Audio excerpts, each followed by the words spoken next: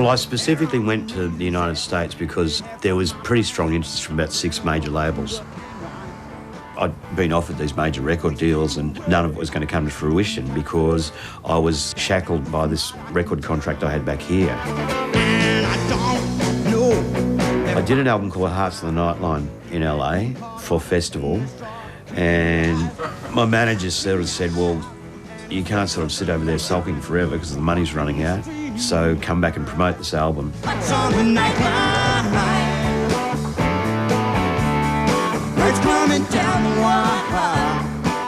After a bit of a period of stumbling around bars in Sydney going, I could have been a contender, I just had to realise that, you know, it just wasn't going to happen.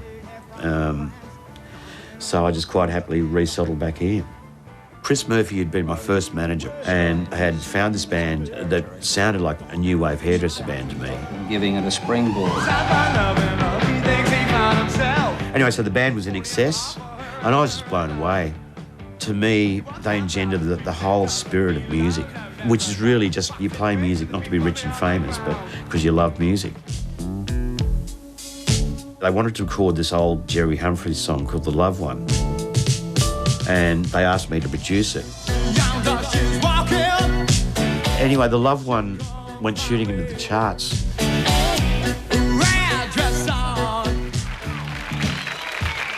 Then they asked me to do a full album with them. The colours, red, blue and white. I threw my whole heart and soul into INXS for a year, perhaps.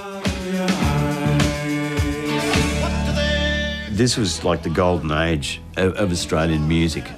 Cold Chisel and INXS and myself became like a little family.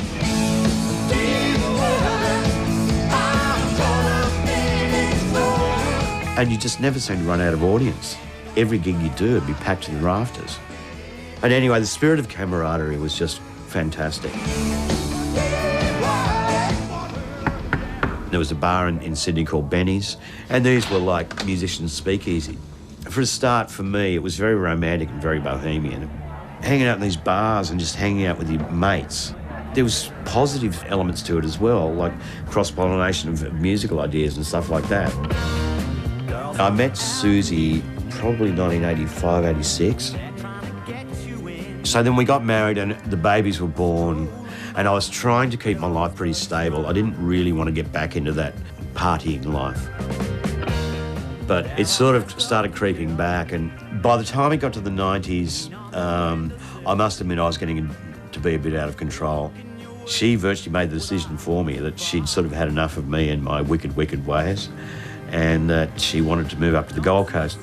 It was almost like, I suppose, a dual life where I'd go out and sort of still be a fairly wild rock singer at work, but I didn't bring that home, and I'd come home and just be a doting dad. Being a dad, did it change how you thought about your own father? Yes, it did. And unfortunately, you know, like he died about four or 5 years ago now, and it's sad in a way that we didn't really start reconciling and getting on track until the last few years of his life. Instrumental in you getting together and reconciling to some extent was Susie, your wife, wasn't she? Yeah, definitely. I mean, Susie was an international jet-setting model for about 15 years and had pretty much been living the same lifestyle as I was, you know, because she was hanging out with a lot of rock stars and just getting up to all the shenanigans and stuff that rock stars get up to, you know. But when we first met, myself and my circle of friends have always been overawed at the fact that, like a light switch, about, 6 to 8 weeks into the courtship, Susie just flicked it all off and just said, you know, she was serious about the relationship, and she just abruptly stopped and, you know, never touched anything again. And you followed? No, I didn't directly follow. Hey, some of us had to work, mate, you know. Couldn't all be a stay-at-home mum. No, that's where I sort of maintained this sort of duality to my life, you know, the public and the private. Must be a bit weird to live two lives like this, though. Sometimes it gets a bit frustrating because I did a live album called Best Years of Our Lives, which is one of my biggest selling albums ever. And it was full of all these throwaway ad-libs, you know, just very natural. I was making them up on the spot. I don't know whether I regret this or not, but one of my throwaway lines is, "Good evening and welcome to the party that never ends." And it's just stuck to me like glue, and it's just every night when I'm going to work, you see, but my audience is coming out to enjoy themselves, and it's, "Hey, mate, hey, Ralph, welcome to the party that never ends." And you ought to keep the party that never ends. Exactly. That's how I earn my living now. Life now is actually fantastic because baby boomers will probably bop till they drop. So I'm really fortunate, really blessed there. I was just calculating, I've probably done about 7,000 of these rooms over the years. But yeah, this is sort of just your normal kind of weekend sort of gig. And I'm pretty used to doing it. But I always look forward to it because, you know, it's a great band, so that makes it all worthwhile. And the audience, of course. I think about you all the time. Well, I still like to revisit my Berlin origins, which is being really experimental and adventurous with music. But I'm still conscious of my fan base and the fact that I shouldn't move too far away. I finally woke up to myself and made a conscious decision to manage myself, which I think has been a smart decision. The last 2 or 3 albums I've recorded have all been recorded under the house here.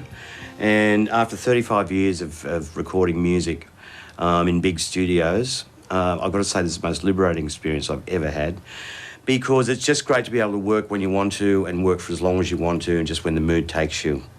And so I've just been working on stuff like this. I think I do keep a really positive outlook because there's so many songs still to be written. Writing a song is, you don't need an analyst. You exercise all your demons, you know, when you write these songs. On a clear blue sky. Yeah, my marriage has sort of fallen over recently, but I think it was a gradual sort of decline. There hasn't been any real dramatic kind of change to my life. You enjoy your Japanese heavy metal concert, because that's one gig I won't be going to. Thank you very much. How long is it? Saskia and Montana have just finished their HSC, and they'll soon turn 18. I think the lesson I learned from my father and all the problems that created by trying to railroad me into following in his footsteps, I don't want to do the same thing to my kids. 1, 2, 3, 4.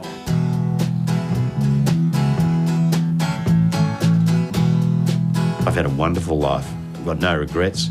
And I also learned to take the roller coaster ride. If my career's on one of its lowest points, I just go, well, look on the bright side. Can't get any worse. So you know, you go up from here, and sure enough, you do. And if you stick with it long enough, you just keep going up and down and up and down, and you know, enjoy the ride. I've got to say, you've had a pretty unpromising start, but it seems like you've lived the life you've wanted. I have to say once again, it's because I got into this because I just love music. That's how you get to handle the white water ride, you know, because it can get pretty rough. But if you really love music that passionately, can't go wrong. It's been great having you on Talking Heads. Thanks, Peter. Thanks, Richard. Thanks a lot.